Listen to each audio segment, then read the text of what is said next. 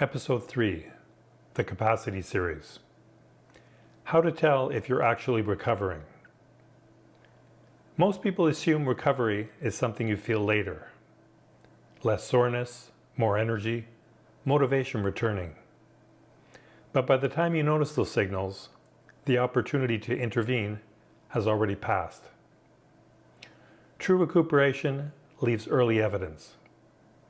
Your body tells you whether it is recovering or merely pausing long before strength returns.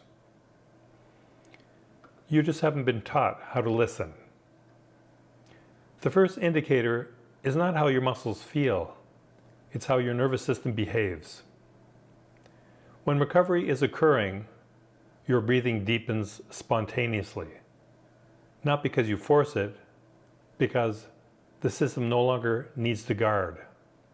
Your jaw softens, your shoulders stop hovering, your belly moves again. This is parasympathetic tone returning. Another sign is coordination. When recovery is real, movement feels simpler. Transitions feel smoother. You don't need to try to be organized. If you feel clumsy, scattered, or unstable, your system is still compensating. Sleep is another signal, but not just duration. Restorative recovery produces depth. You wake without urgency. Your mind is quieter, your thoughts are less fragmented. If you sleep but wake wired, the system never stood down. There is also a cognitive marker. When recovery is happening, decision-making becomes easier. You stop second-guessing. Your perception narrows less. Mental fatigue is often a nervous system issue, not a willpower problem. One of the clearest indicators of how quickly you regain capacity after effort. If light activity restores you, your system is adaptive. If every effort deepens fatigue, you're operating in a deficit. This is where people misinterpret discipline.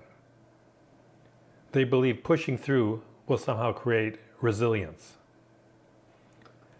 But resilience only emerges when stress is followed by successful recovery.